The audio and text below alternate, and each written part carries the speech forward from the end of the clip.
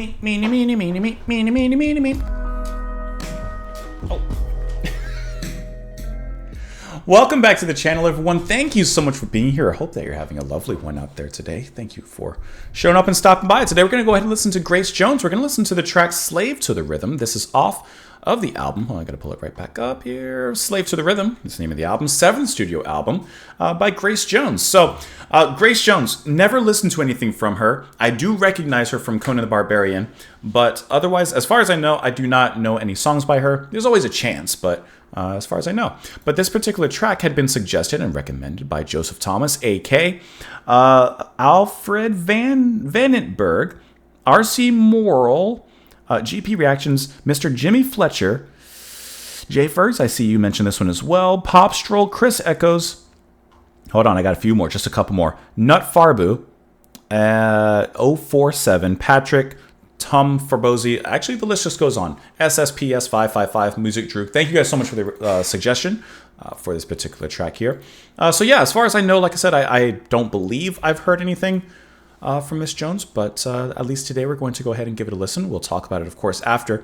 Also, another thing before we jump into it is a lot of people had said, listen to this version of it, listen to that version of it. And before pressing the record button, I did look up to see which version is this, and there are actually quite a few different versions. So I'm just going with the original album version, 6 minutes long or so. Yeah, because when in doubt, just stick with the original. So that's what I'm doing here. So of course we'll go ahead and listen to it. We'll talk about it after. Here we go, guys. I have a grandfather on my father's side. He's 95 years old. His great-grandfather came from Nigeria, from the Igbo tribe. I don't look like my mother, and I don't look like my father. I look exactly like my grandfather. I act like him. Do you act all the time? Not all the time, no. Little pre-music interview.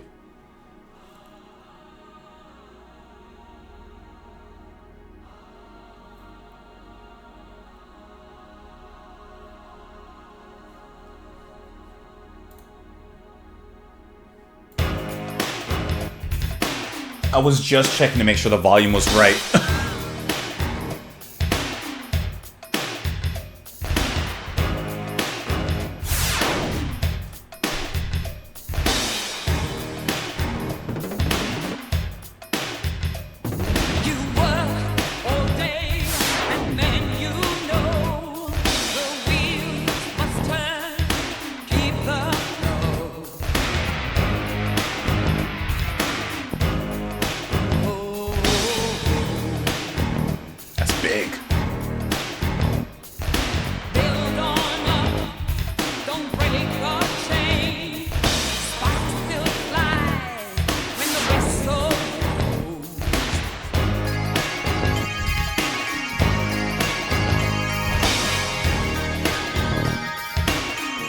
Like that synth amongst the horns.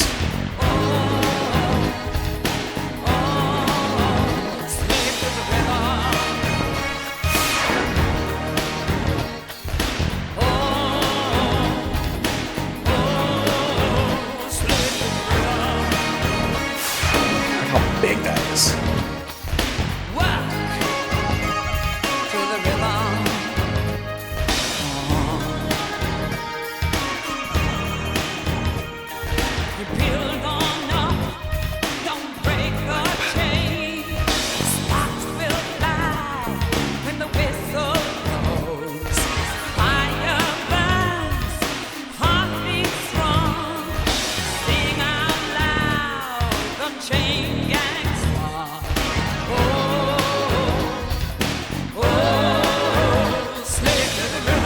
It's big, it's funky, it's interesting to listen to.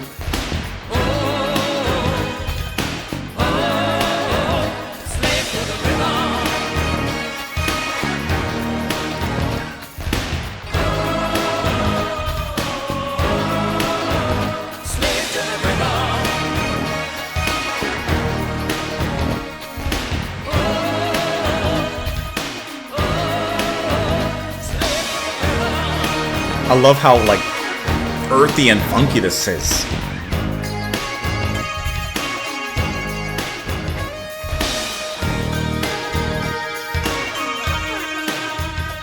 guitar solo.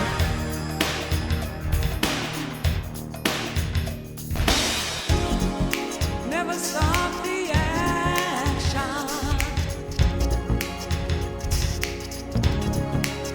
Wow. Oh, never stop the action. What a brilliant change.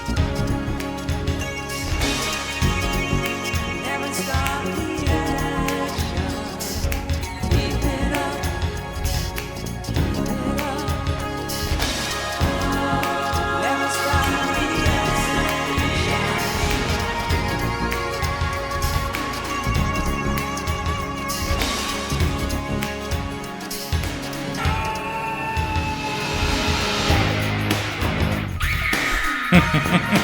You knew it was coming back.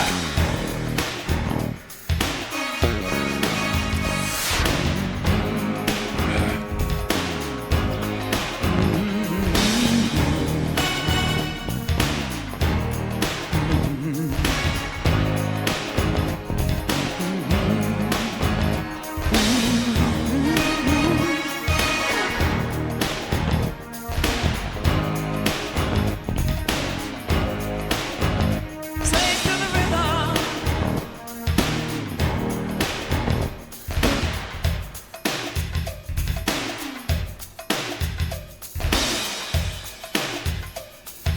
Keep it up.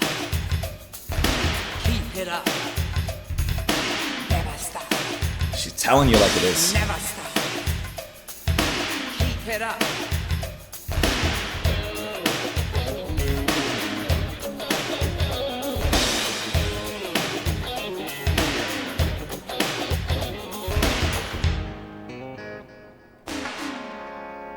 There's so many interesting turns in this, huh?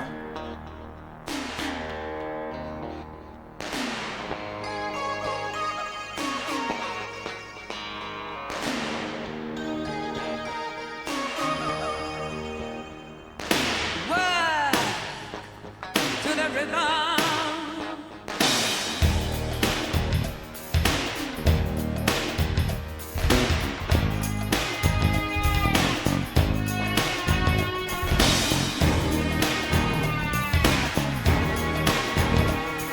Slave to the rhythm.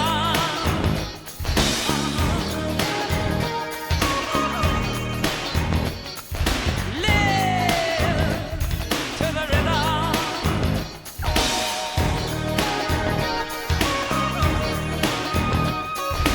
Love to the rhythm.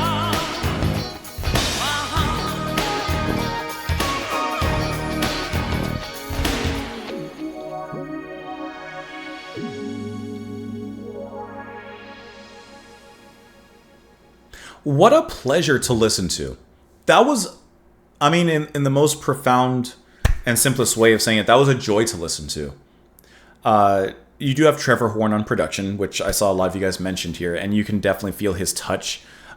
It is just, I feel like this is, okay, you know, with the advent of every new technology, especially as limited down to music, with the advent of new technologies in music senses, there's always the naysayers or the, you know, no, let's stick to the old stuff, the traditional stuff that are, in a way, fearful of new technologies. Synths, the digital age, right?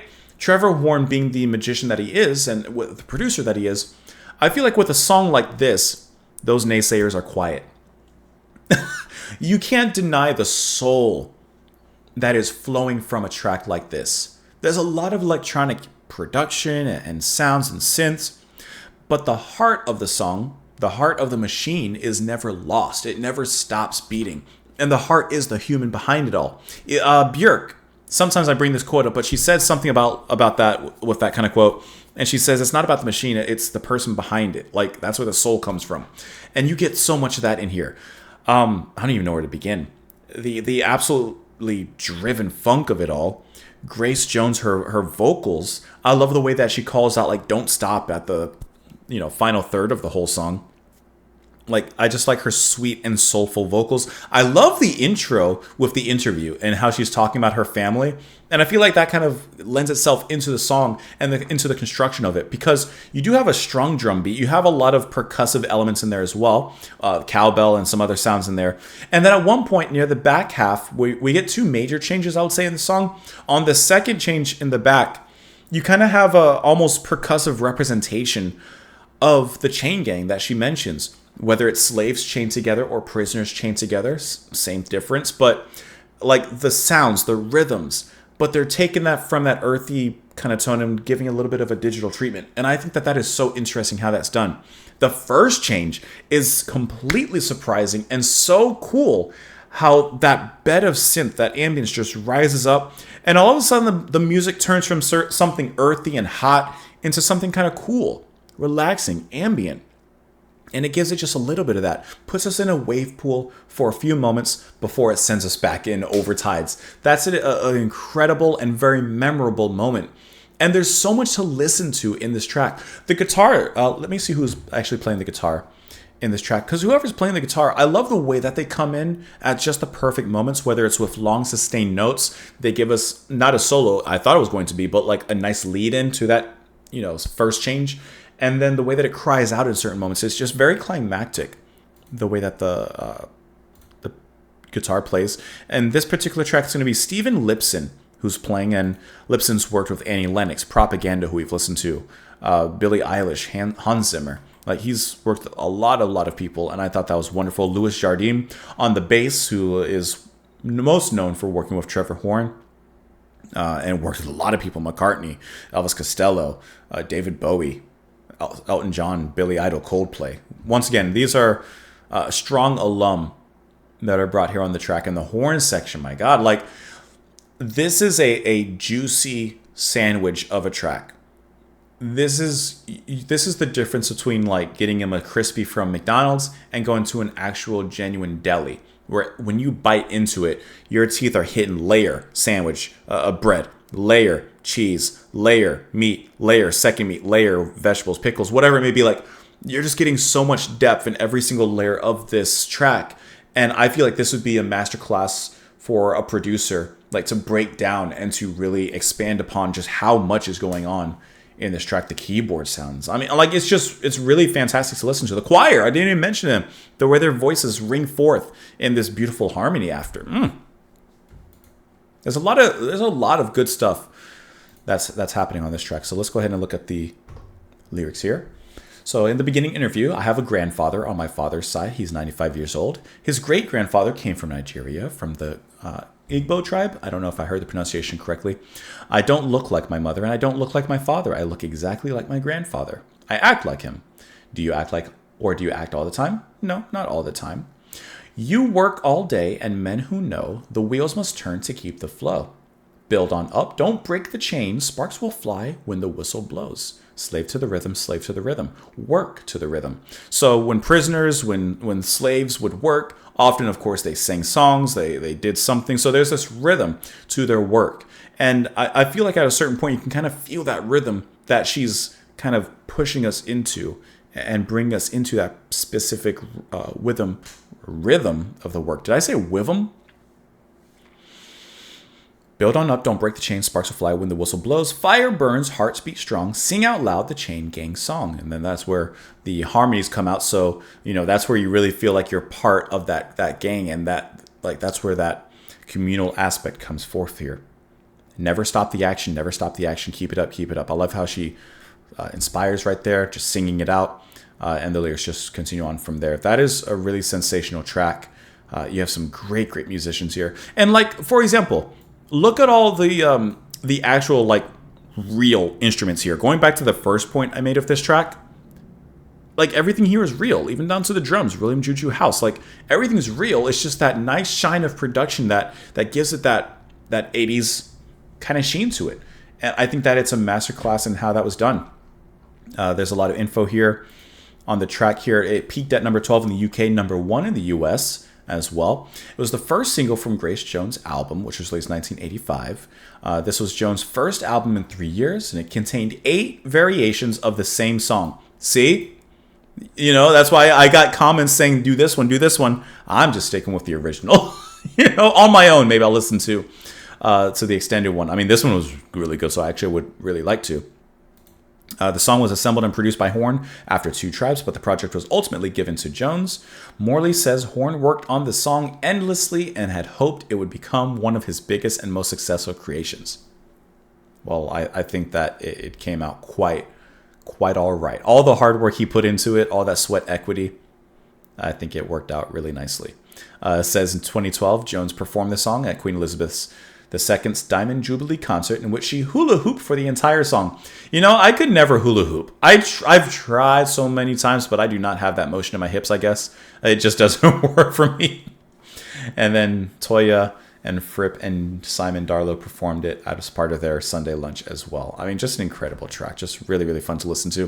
Let me know what you guys thought of it in the comments down below. Follow me over on Twitter, support the channel on Patreon. Thank you all so much for being here. Come back tomorrow, and I will see you all later. Bye, guys.